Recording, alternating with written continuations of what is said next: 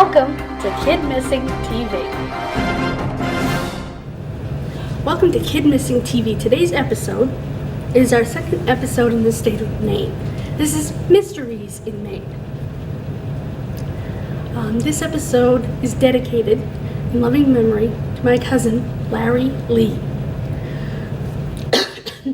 who died unexpectedly in March.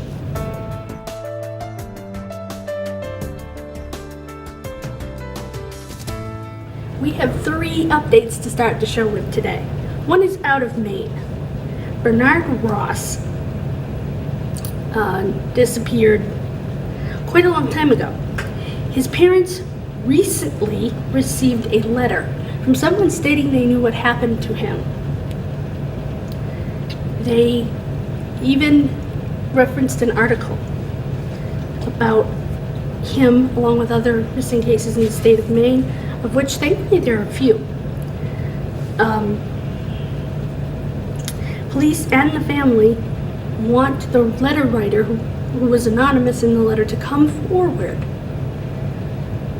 because if they truly do have information that might solve this case, then police need to talk to this person. The next update we have for you is a case that we brought you out of Canada, Adrian McNaughton. One thing that happened, well, before I get to that, a CBC, that's the Canadian Broadcasting Company, their radio arm, did a documentary on this case called Someone Knows Something. It was very well done. It was done by a gentleman named David Ridgen, R-I-D-G-E-N. He took several sets of cadaver dogs to the lakeside scene where the boy disappeared. He had a forensic artist do a drawing of Adrian, which was the drawing that you saw on the poster in the original show.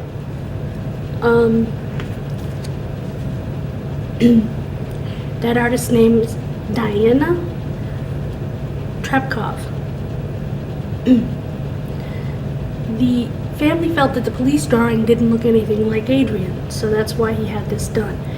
The cadaver dogs, 4 sets of them, hit in the same area around the lake shore. They feel that that the area needs to be searched further by police, needs to be maybe dug, maybe dove in those areas, because 4 sets of dogs, something is there. So I'll keep you posted on what, if anything, is found. My very last update is on the missing trio from Fort Worth, Texas.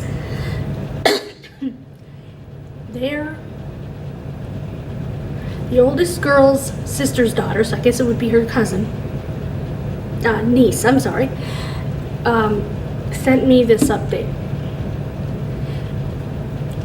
The Texas EquiSearch put sonar down into a lake where it had been rumored that the girls were put into a vehicle and shoved into said lake. They did find 3 vehicles in the lake.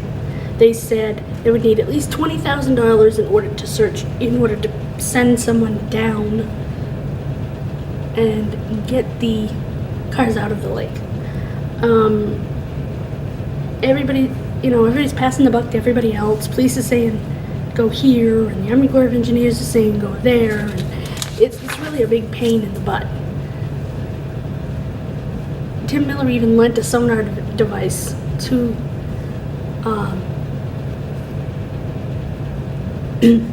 the police to look themselves. Like I said, the police were notified, the Army Corps of Engineers, whomever might own the lake. There's a dispute over that. The family wants this lake dredged and these cars brought up, because even if their girls are not in one of these cars, somebody's loved ones could potentially be. But as I said, they're saying it's at least $20,000. They're saying it's very dangerous, very deep.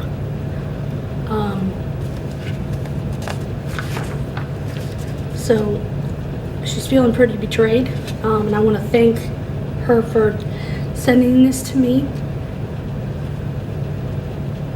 And she wanted all of this information released and out there. The good news is, after she released all this information, the mayor wrote to her and said that she will look into it and see what she can do to get this accomplished. And I'll let you know, because she'll keep me informed. Her name is Maggie Arnold Jarvin.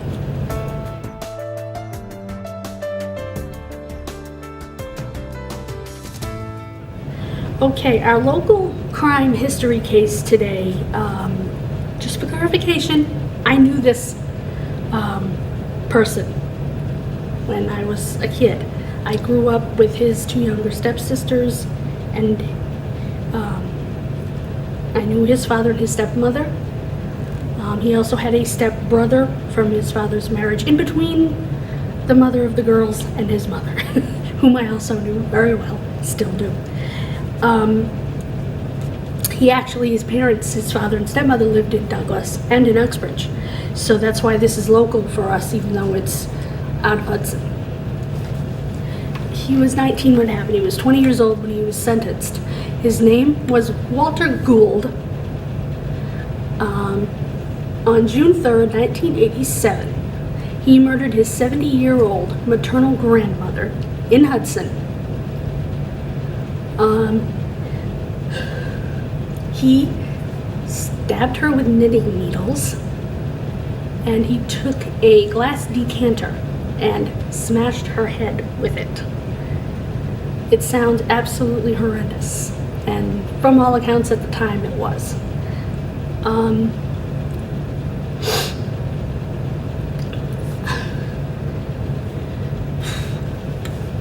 He was convicted of first-degree murder and sentenced to life without the possibility of parole.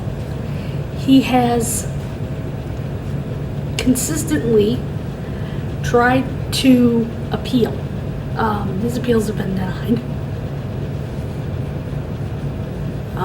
Again and again. One thing that he did after he did this was he stole money from her, which was the motive for the crime in the first place, because she wouldn't lend him any more money because he wouldn't pay her back what he already owed her. He also stole jewelry, including diamond rings, from her, a bunch of coins. There were several things. And he even gave the diamond rings to his girlfriend as an engagement ring, and several necklaces to her. He was, from what I remember, didn't show any emotion either way. Utterly sociopathic. So, even though it was scary, not entirely, well, the way he did it was surprising, but not entirely surprising that he got in trouble. To most of us who knew him. When he went to jail, his father, Ralph, said, "Goodbye, Walter." His father passed away in May of 1999. I was unable to attend the service because I was going through chemotherapy at the time. Again, his initial appeal was in 1992. You can actually read that online. If you look for Gould versus Commonwealth on Google, it's there. I want to spare you the bloody details, but they're all in the appeal.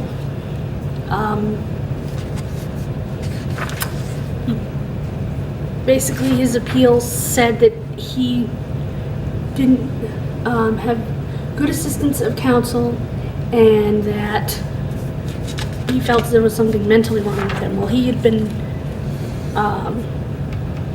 psychologically evaluated, and they didn't see anything that would provide any information at his trial that would assist his claims in any way of an altered mental state.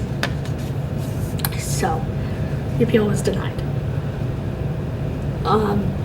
Like I said, I did know him.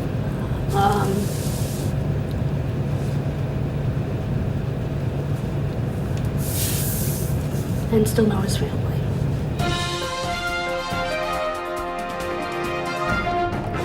Ayla Reynolds disappeared from Waterville, Maine on December 17th, 2011. She was 20 months old. She was last seen around 9 p.m. the night before. There have been several stories about what was actually found in the house, from blood everywhere to just a little bit of blood here to, so who knows what to believe. She was with her father, Justin DePietro, and his parents.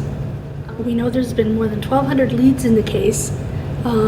People in the state of Maine, and I know this because I've much family there, as I mentioned at the beginning, are very passionate about this case, including my own family. So I don't doubt there's been many, many leads. Her mother was in drug rehab at the time that she disappeared. Her mother came out, and her mother and grandfather basically waged all-out war on her father. So it's a he said, she said, big, old, fat mess. And it's a shame because there's a 20-month-old child in the middle of that mess. When last seen, she had a broken arm. And again, there's disputes over that. If you listen to the mother and grandfather, the father broke the arm. If you listen to the father, he fell on her. So again, it is such a mess. The state police, the Waterville police, and the game wardens have searched. The game wardens are the best searchers anywhere. If they can't find you, you either don't want to be found or are hidden really, really well. Because the game wardens can find just about anybody, just about anywhere. And they're still looking. They're all still looking. A baby can't just disappear. You know, there has to be a reason. Again, she was 20 months old. It was December of 2011, which up there would be pretty darn cold. If you have any information, you can call the Waterville Police Department at 207-872-5551 or the Maine State Police at 207-624-7076.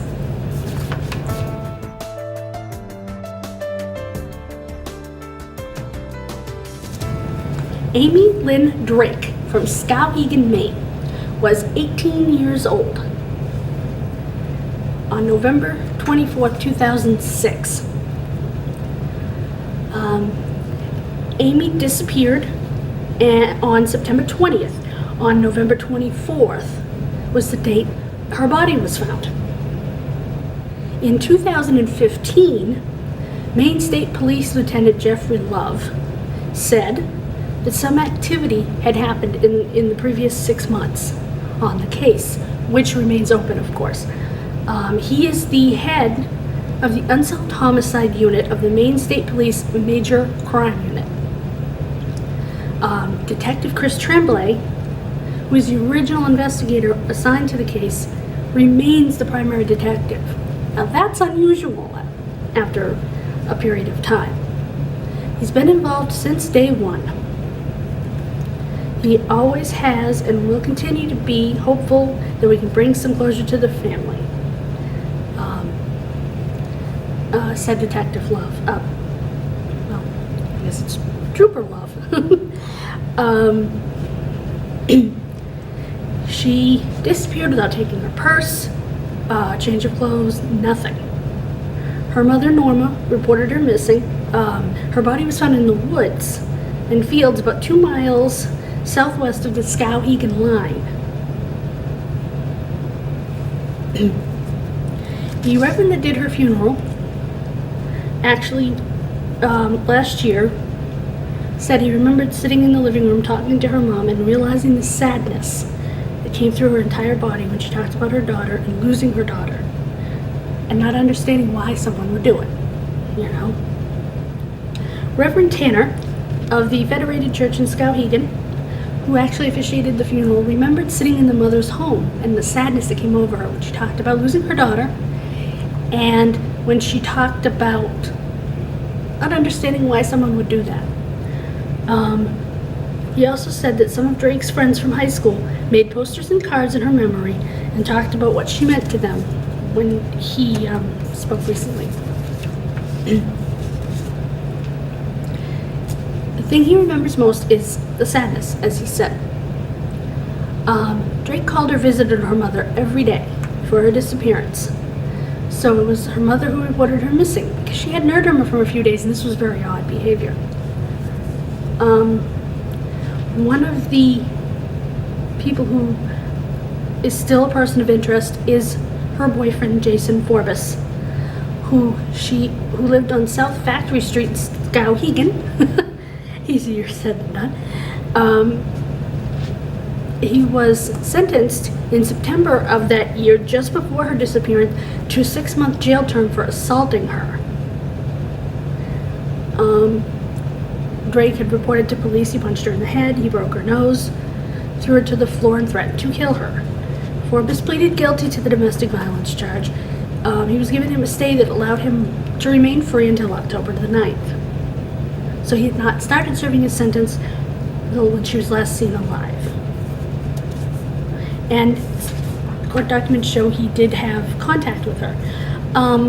If you plead guilty and you're planning on serving your charge, what would be the motive for you to murder the person anyway?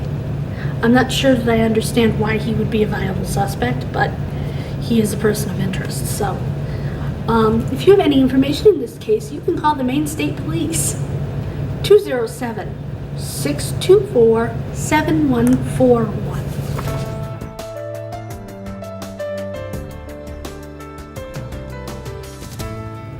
Ashley Ouellette, February 9th, 1999. She was from Saco, Maine. On February 9th, she was a sophomore at Thornton Academy. She went to spend the night with friends. This case is kind of bizarre. It was less than a mile from her home in Saco. About 10:30, she called her parents to say goodnight. It was the last time they spoke to her. After that, she left her friend's house, went to the home of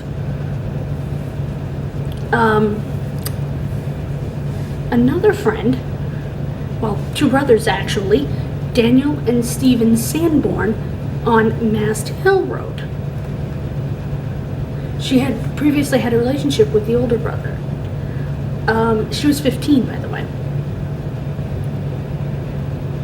And their mother, a little perturbed, makes up the couch for her about 12:30 in the morning. She claims this is the last time she sees her. About 4 a.m., a motorist on Pines Point Road sees a body on the road. He slows and stops. The motorist calls 911. Body is still warm. It's 15-year-old Ashley. Police wonder if the two boys may have had something to do with what happened. I'm not sure I understand why she left her other friend's house in the first place to go to her ex-boyfriend's house. I don't understand, but police are pretty sure that those two boys know exactly what happened. They just need to prove it.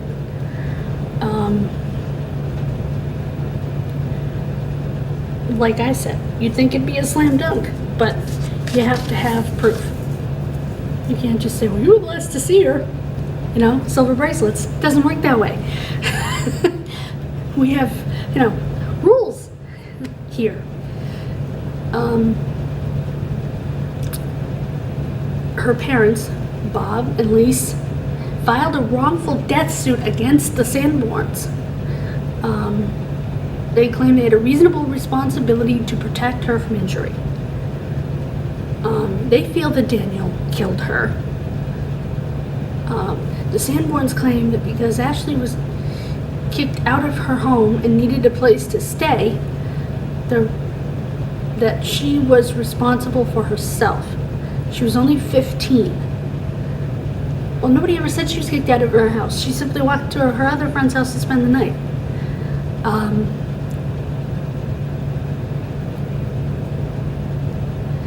Bob Ouellette was reunited with Ashley when he passed away in 2001. He was only 49 years old, died of a heart attack. He never got to see the killer brought to justice.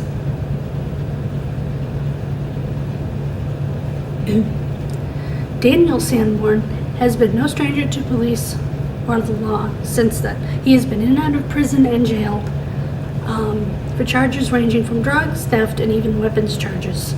But he has never been charged with anything regarding Ashley's murder.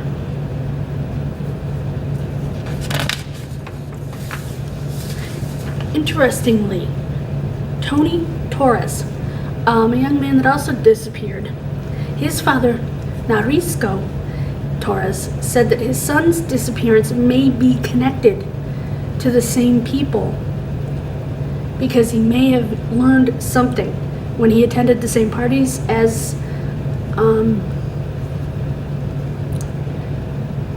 Daniel and his brother. And he may have been murdered to keep his mouth shut, basically.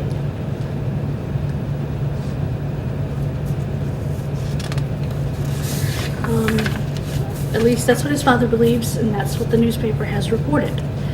So we tell it all here, you know. If you have any information, you can call the State Police Tip Line at 207-620-8009. Judith Hand was murdered on September 10th, 1971 in Farmington, Maine. Farmington is a fairly small town, and Farmington many times stayed in the motel there. Quiet little town, not some place you'd expect this to happen.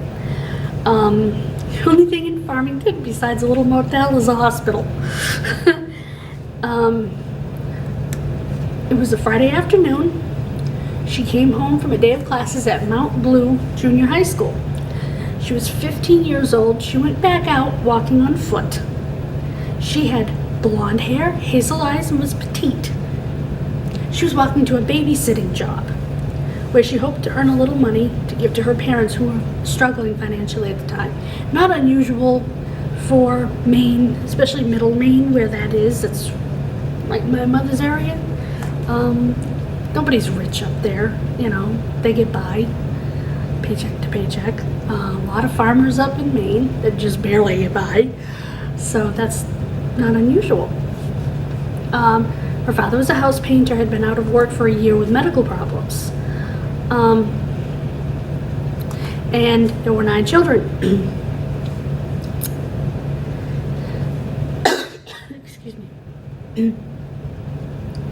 And she had never been in trouble, so when she disappeared, they couldn't imagine. Judith was the shyest of all the children, according to her mother, Lillian, and the least likely to get into a car with a stranger. Yet police believe Judith was taken in broad daylight, less than a mile from her home, because she never arrived at the babysitting job, which was at the home of a relative.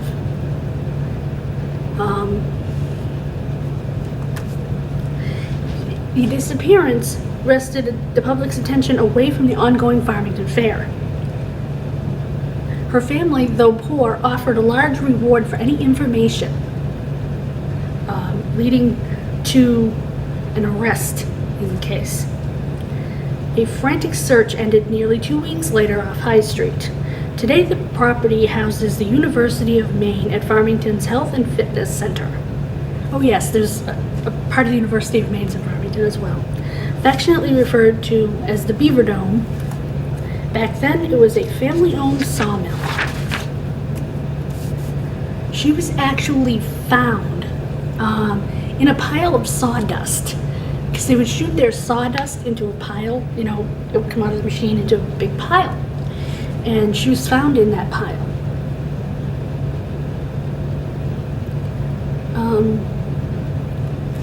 In fact, dogs located her in the pile of sawdust.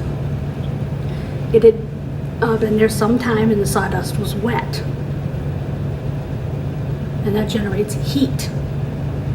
The conditions had accelerated decomposition because she was in that pile, and all that's generating heat, and heat quickens decomposition. Making it more difficult to find evidence, obviously. The community was said to be equal parts shocked and enraged. Larry Hand, Judith's brother, is one of many who supports the funding of a dedicated cold case unit that would work full-time on solving murder cases that have continued to confound the efforts of homicide detectives. It's not just her out there, he said. It's a lot of other people, too. A little update. That cold case unit, in spite of the governor's efforts to block it, has finally been created. It is up and running now, thanks to families like the Hand family and families like the family of Kimberly Morrow, who we talked about in our last Maine episode. They worked tirelessly, along with many volunteers, many petitioners, including myself, working on Kimberly Morrow Facebook group that I share with her sisters.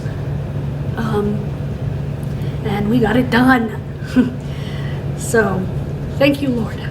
If you have any information in this case, you can call the Maine State Police at 207-624-7143. It's interesting because it says in-state, and then it gives you a number to call out of state, and it's the same phone number. Not sure why they did that.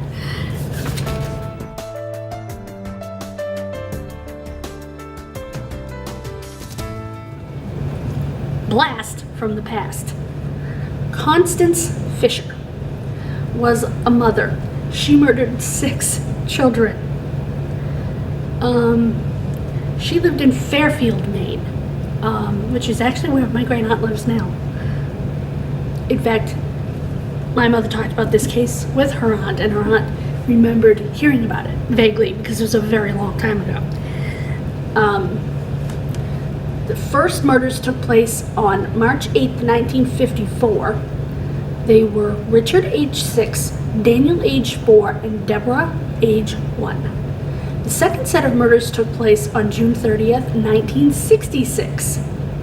Kathleen, age 6, Michael, age 4, and Natalie, 9 months. She was put in the Maine State Hospital after the first set, at Augusta after the first set of drownings. And at some point she was released saying she was fine. So her and her husband proceeded, same husband, he stuck by her, proceeded to have 3 more children, whom she, again, drowned in the bathtub. Sound familiar? She had been tossed around a little bit as a girl. She did finally move in with a well-to-do arm of her family, and but she was always a little strange from what they've said. I read a book about her, actually. It's called The Constance Fisher Tragedy by Bob Briggs. Highly recommend it. Probably aren't going to find it in the store because it's pretty old. You might have to, well, what I did is get it on the tablet. You might have to do that, or you might have to shop Amazon or somewhere that you can get older books.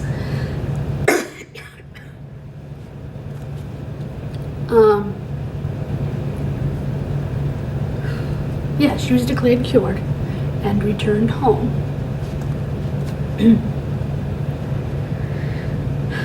She, again, drowned 3 children. Her husband was left absolutely devastated and heartbroken because he was told she was cured. So you can imagine how angry and upset that poor man was.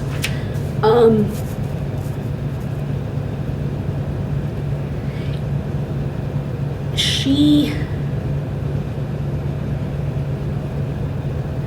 did make visits to her family doctor and the psychiatrist. Both told the family that they needed to leave the 2-room cabin they were in with no running water and no facilities of any kind, because it just wasn't good for her. I mean, they even chipped ice for water. So that's when they moved to Waterville to be closer to family into a downtown area. And it was after that that it happened. They just thought that it would be better for them. After she killed the second set, she went back to the state hospital, and she killed herself. October 1st, 1973, she stepped off the hospital grounds and threw herself into the Kennebec River. Her body was found nearly a week later in South Gardiner. Now, I don't know how far away that is exactly. I'd have to look it up. But, and then Carl died, what his nurses believe, of a broken heart.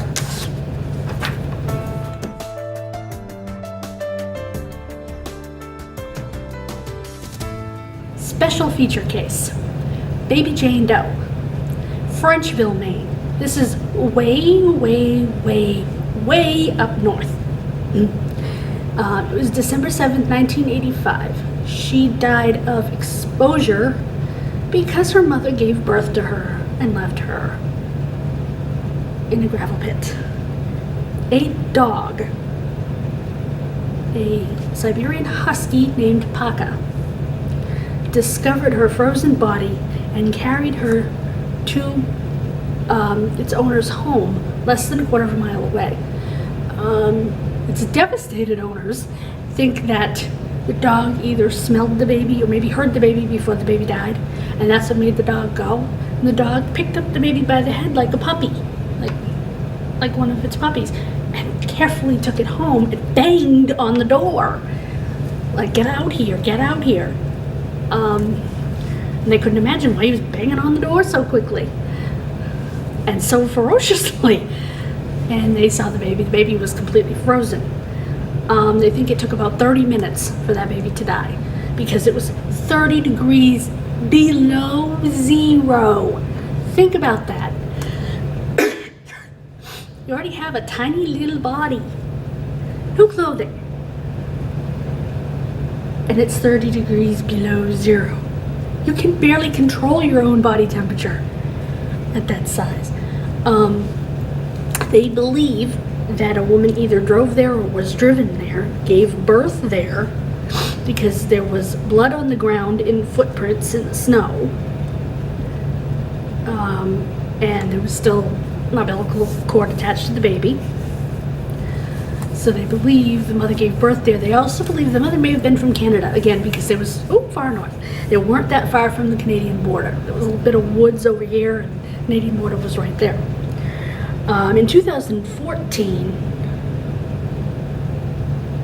the Maine State Police Major Crimes Unit said every once in a while a phone call or other information comes in and we work it. This was Sergeant Detective Darren Crane, who is now lead detective in this case. By the way, the baby weighed 6 pounds, 8 ounces, and had reddish blonde hair.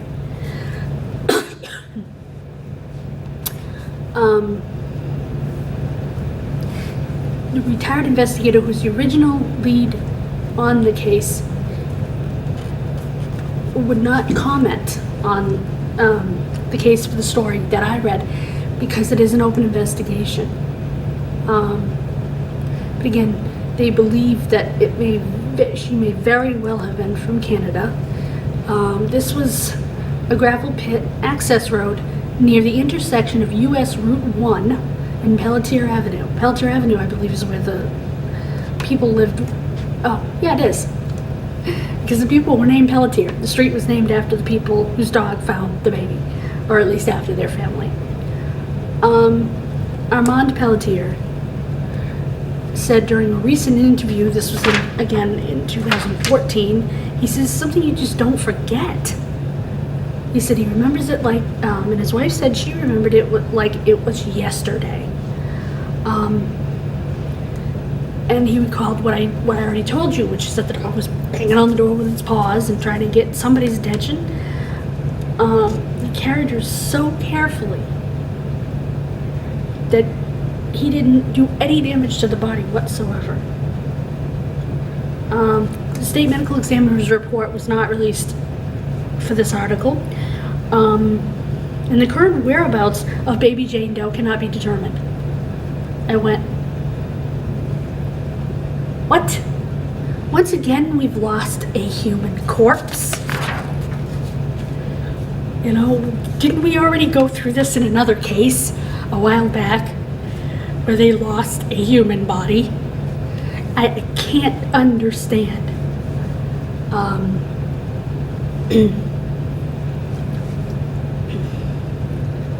There were some wounds in her head, but they were superficial. And they don't believe that the dog hurt the baby in any way. The sheriff's office wants to be clear about that. And they're not giving up. They also want to be clear about that. They will work anything new that comes in. Someone has the key to the mystery, they have no doubt. The Pelletiers are now in their early 60s and are left to wonder if the missing puzzle piece is the mother herself. And I agree. Or maybe a dad who's wondering, what's my baby? You know, I know she was having a baby. You know, maybe they broke up or something. She got mad. I don't know. But there's got to be someone. There's got to be grandparents saying, my daughter was pregnant. She never had a baby. The Pelletiers never had children. They couldn't. So what they've said is they don't understand why she didn't want her baby. She said, why didn't she leave the baby on our steps, ring our doorbell? We would have raised the baby. They sound like wonderful, wonderful folks. The Pelletiers moved to Bangor the following summer, and Paca lived to be 12 years old, dying of cancer in 1987. Well, Paca, you're a hero. There's no statute of limitations because it's homicide. If identified, they could be facing homicide or manslaughter charges. It would be up to the Maine Attorney General what the charge would be.